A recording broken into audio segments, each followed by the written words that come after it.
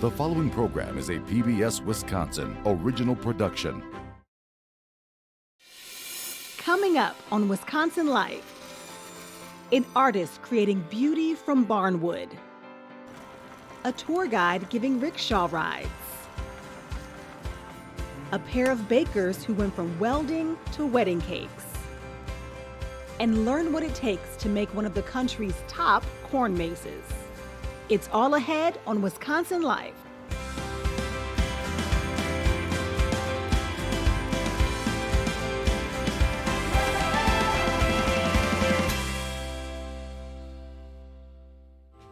Funding for Wisconsin Life is provided by Lowell and Mary Peterson, Alliant Energy, Stanley J. Cottrell Fund, American Transmission Company, Focus Fund for Wisconsin Programs, and Friends of PBS Wisconsin. Welcome to Wisconsin Life. I'm Angela Fitzgerald. Fall is here, and what better place to celebrate the season than right here at Lapham Peak. Lapham Peak is located in the southern part of the Kettle Moraine State Forest, a destination known for its glaciated landscape. This area was once called Government Hill, but later named after Lapham, a 19th century scientist, author, and naturalist. His observations recorded on this hill pioneered his nationally recognized work in meteorology. Today, this 45-foot tower stands as the highest point in Waukesha County and offers views that stretch to the Illinois border. Beyond the tower, this park offers accessible hikes, camping, and a section of the Ice Age Trail. There's no better time to enjoy the park than in the autumn months. I'll head down the tower to see more, but first, try not to fall for this story. We meet an artist turning barnwood into something beautiful.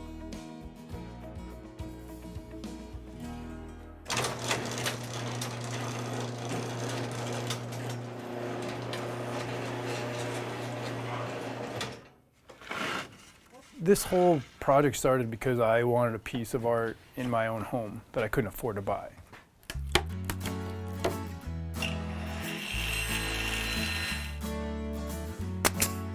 It kind of happened accidentally. I saw a piece of artwork. It was a barnwood flag behind J.J. Watt's Defensive Player of the Year trophy. I wanted it really bad and I couldn't afford it. I knocked on farmers' doors until I had the gray and the red and the white. I made it for myself one night, and like anybody does, they posted on social media. By morning, I had orders for 12 flags. It took off literally overnight. I started with zero tools. I had to buy a couple tools to start, and I had to borrow a few tools to start. I made that flag with zero training.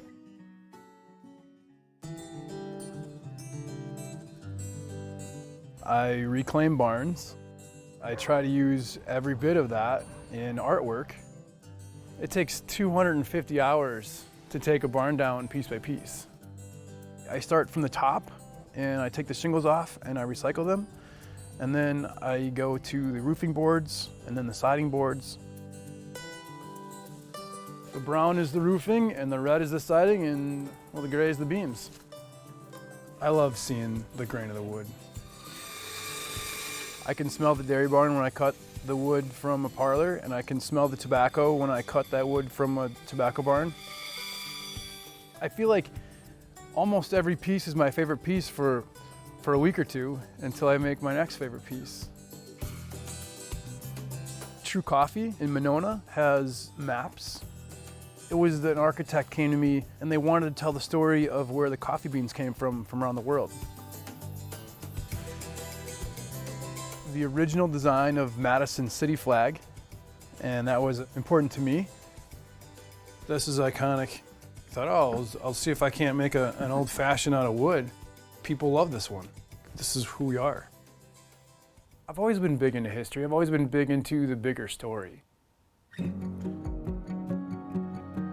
I try to keep that story alive by putting all that information on the back with pictures of the barn.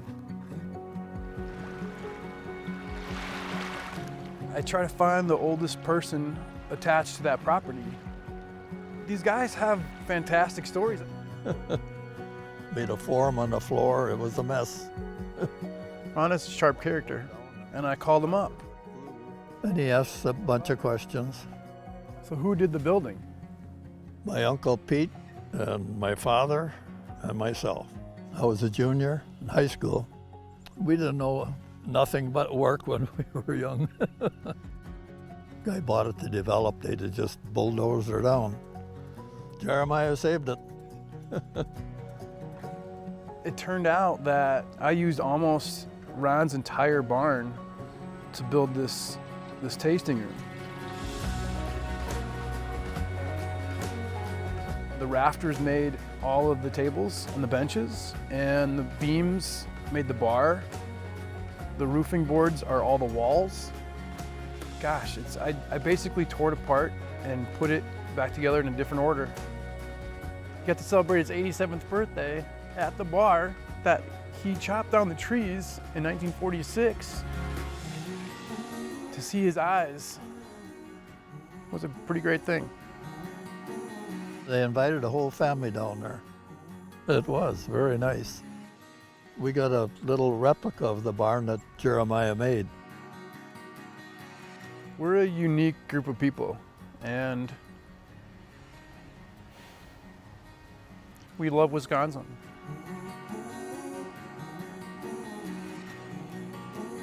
These barns were hand-built by someone in the 20s or the 30s or the 1890s, and that story is important to a lot of people.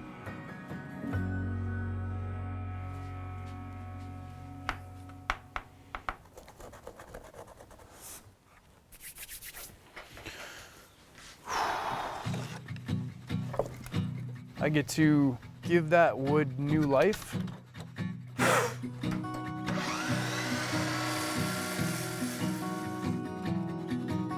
I never expected this to be a business.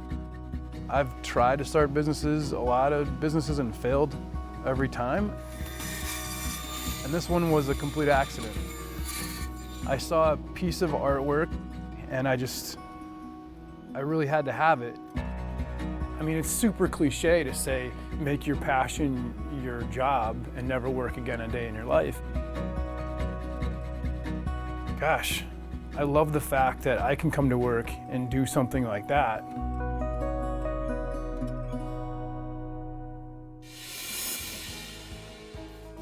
Next, let's head to Baraboo, where a tour guide is taking a ride through the town's history.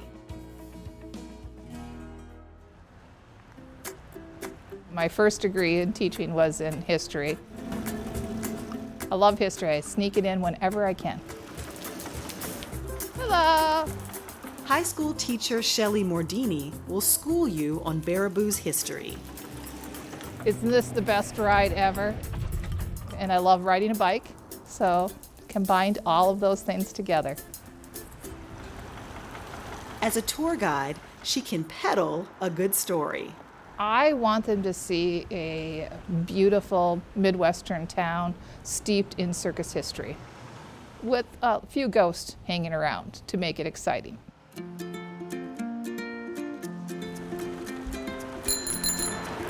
Welcome to the historic downtown Baraboo rickshaw ride.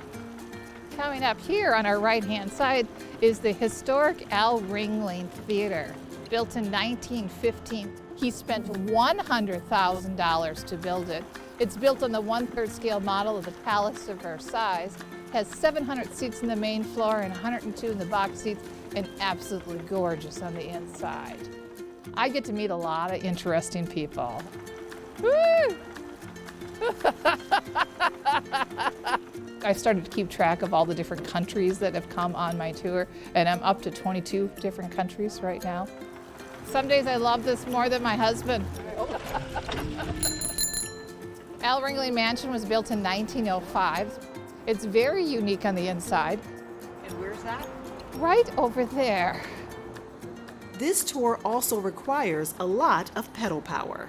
We do have steep hills in Baraboo, which is why I have a little motor to assist me getting up these hills. My weight limit is 600 pounds. One time I had a family of 4, which kind of worked out to be 600 pounds, and it was a struggle. You can't just jump into it. You have to be in good shape to do it. No tour of Baraboo is complete without a visit to the circus grounds. Up that way is Circus World. That's where all the magic is hidden here in Baraboo. This is where the greatest show on earth started. So here we are entering in the Ringling Brothers' winter quarters. Baraboo was the winter home to the Ringling Brothers Circus from 1884 to 1919. Interestingly enough, that was the same year as the Spanish flu, and that's why they pulled out of Baraboo. The circus left more than a few secrets behind. And the big red one, that's like the most haunted place. So we talk about the ghost that put the boo in Baraboo. From ghost to grueling hills, this pedicab peddler is filled with passion for this place. I want them to experience the history of Baraboo and really see Baraboo through my eyes, the eyes of a local. I give them a great show. Woo!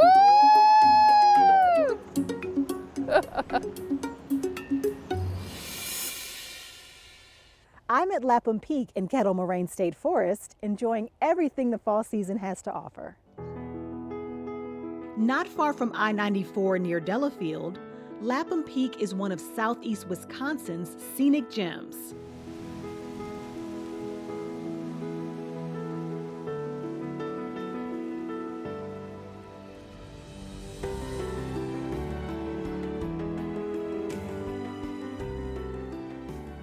This landscape was sculpted by glaciers thousands of years ago. Now, approximately 500,000 people visit this park every year. Park Superintendent Ann Corman says what makes this park special is its variety. It's beautiful. There's a lot of elevation changes, a lot of varied topography. You go through mixed hardwoods. We have mountain biking trails. We have a lot of hiking opportunities. There's a lot of short hikes, a lot of varied distances, so you can go for a short hike, a long hike, anything in between. The park has more than 17 miles of trails in all. No matter which one you take, there's no time to visit quite like fall. It's so beautiful here in fall. We have mixed hardwoods and pine plantations, so you get all the colors that Wisconsin is known for. You get the oaks, the red oaks, the deep burnt brown oaks, you get the vibrant maples, you get poplars, birch, and then you see the deep greens of the pine trees throughout the forest. So it's just beautiful wherever you go. Maybe the most popular attraction at the park is the 45-foot observation tower. It's the highest point in Waukesha County. Our tower is extremely popular here, not only at Lapham Peak, but any state park that has an observation tower.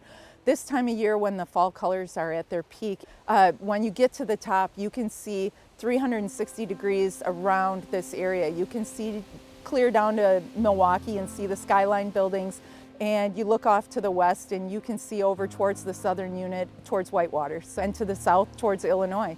So it's a beautiful, beautiful view up there. Lapham Peak is a peaceful place to enjoy Wisconsin's fall colors and a lot more. If I haven't mentioned your favorite activity, just to get outside, if you like to sketch, if you like to just find peace and quiet and read, or just go for a nice slow walk and listen to the birds, we have an amazing amount of bird species. So if you're just looking to get away from the city or just get outside and breathe some fresh air, you're welcome here.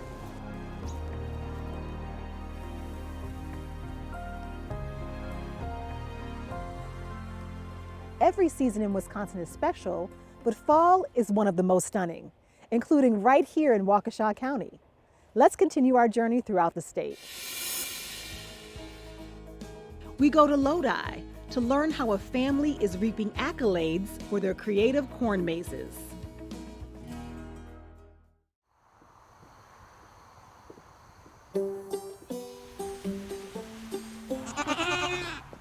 So in 2021, it'll be 100 years in the family. Alan Alan Trinan has more than a century of farming running through his veins. Since I was that big, I knew I wanted to farm. The Trinans also knew they wanted to save and share their rural Wisconsin heritage. We started to think that maybe the fall business could be more. It could help the farm stay in the family. Yes.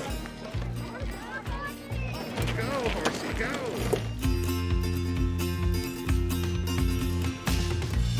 The Trinans opened their first corn maze in 2001. Let's go. In 20 years, it's grown into one of the top 10 corn mazes in the country, according to USA Today readers. So we've done the trilobite, which is the state fossil of Wisconsin. One year we did the kraken. So we've done a lot of mythology, like Greek mythology, Icarus, Athena. We've done stories like Aesop's fables, story of how the elephant got his trunk. The Elephant's Child maze, not my favorite. That was a bugger to catch. No straight lines. You gotta lay out every inch of that maze. In 2020, this is the design Angie dreamed up. It's a creature 0.5 millimeter long, known as the water bear. They are really weirdly, ridiculously cute under the microscope. They have a funny little snout, pudgy little 8 legs with the little claws on them. They look like a teddy bear crossed with a caterpillar. The toughest thing is just finding a theme that kind of fulfills all the things I need it to be. Interesting, beautiful, will make a good maze. I actually spend a few months thinking about it, but I don't really start it until my husband plants the corn.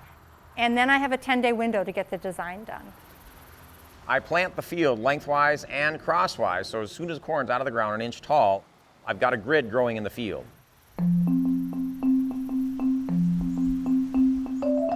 When you see Angie's complex and elaborate design, it's no wonder visitors ask one question more than any other. A lot of people want to know how we cut the maze. They're walking in corn that's 10 or 12 feet tall and wondering how on earth we would cut it. That would be Alan's job, to take Angie's seed of an idea and transform the landscape when the corn is only a few inches high. Everybody assumes we use GPS, and they're surprised when I tell them no, we use a grid. And we mow the trails initially, and then we have to carve them with a tractor and a rototiller. Favorites are the ones that are easier to cut. Easy is not a part of Angie's mantra when it comes to her mind and the maze. First of all, they're surprised at how big the corn maze is. When I say it's 15 acres, which is just short of 15 football fields, sometimes they're like, whoa, whoa, 5 to 6 miles of trails in there.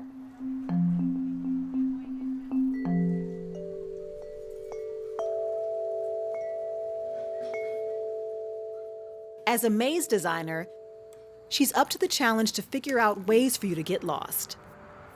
It's all part of the mathematics in the maze.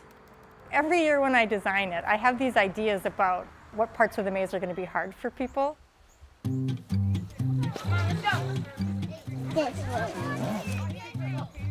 We're entering number 1. I hope you guys know where you're taking me.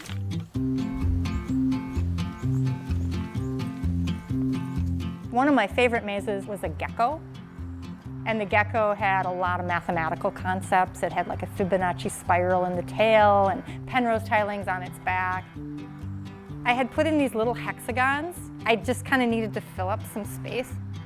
Everybody said the hexagons were super hard. Who knew? Right by the entrance. There's 2. There's 3. So I always ask people, well, did you get lost? Did you get turned around? Because I feel like I'm not doing my job as a maze designer if they say, nope, didn't get lost. And that's a fun business to be in. It has turned into something I'd never imagined it would have. And it turned out pretty good.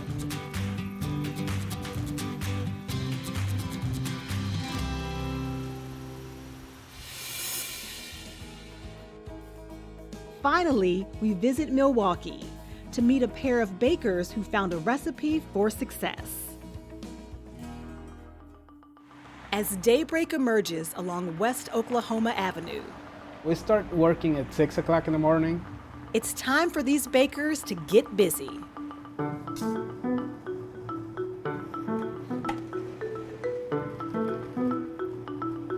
Tres leches cake. This one is one of the most popular desserts or cakes that we make here. For Pedro Garcia and his partner Jesus Ramirez, this all started with just one cake. It was funny because when I did my first cake, it was for Jesus's birthday. Y de ahí empezamos a seguir haciendo pasteles. Pedro and Jesus went from making one cake to opening a bakery.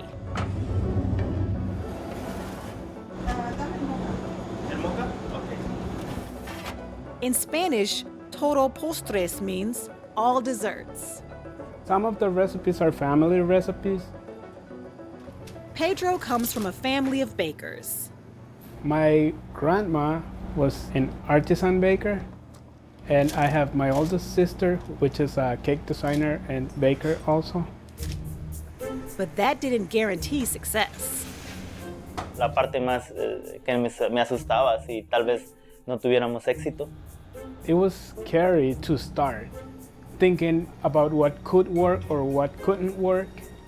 And for the most part, both are self-taught bakers and businessmen. There's a lot of things that you can't forget when you're baking or doing sweet stuff. The base is a sponge cake made out of egg whites, flour, powders, vanilla extract. And this one is ready. Pedro y a mí nos apasiona lo que hacemos, decorar los pasteles, crear diseños de pasteles nuevos para bodas, para quinceañeras, fiestas de cumpleaños. Entonces, ya, yo creo que eso es lo que me entusiasma y lo que me apasiona hacer y es lo que hago. Mi trabajo anteriormente era totalmente diferente a lo que es la pastelería. Jesus and Pedro went from welding to wedding cakes, where they found a recipe for success.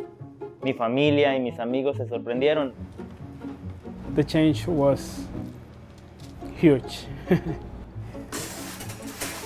In the oven.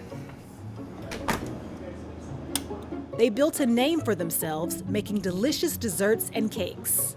Very large, extravagant cakes. Creo que los pasteles de quinceañera y los de boda, cuando llevan flores naturales, rosas, son mis favoritos para decorar. Word about this bakery got out, and an invitation to provide a cake for Pride Month soon followed.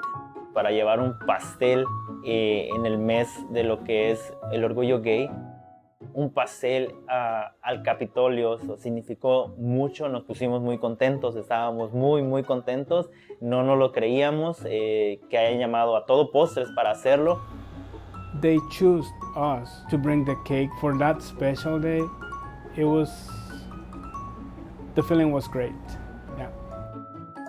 Filled with pride, Pedro and Jesus want to help the next generation of entrepreneurs. We belong to both Latin community, LGBTQ community. It's very important for us to be in touch with them. Buenas tardes, amigos de Todo Postres. One way these two are giving back is through social media, as influencers within their two communities. Muy importante ayudar a los pequeños negocios. Each week, they take time out of their busy baking schedules to spread the word, give back, and move forward. Hicimos este espacio para invitar a los negocios latinos aquí alrededor en el área de Milwaukee.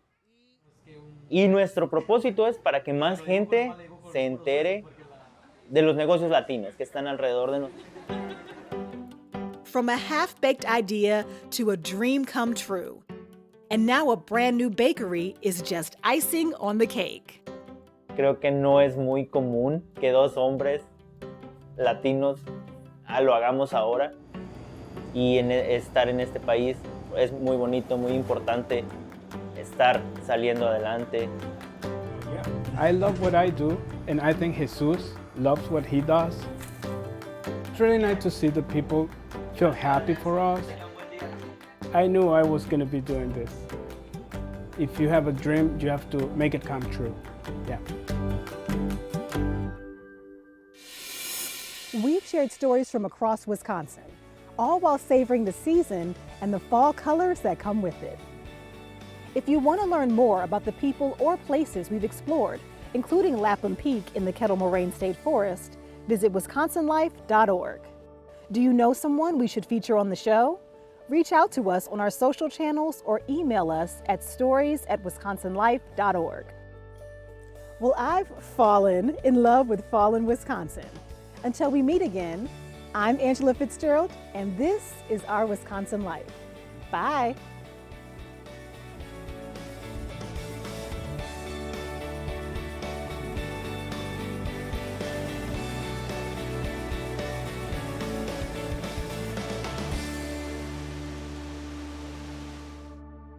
Funding for Wisconsin Life is provided by Lowell and Mary Peterson, Alliant Energy, Stanley J. Cottrell Fund, American Transmission Company,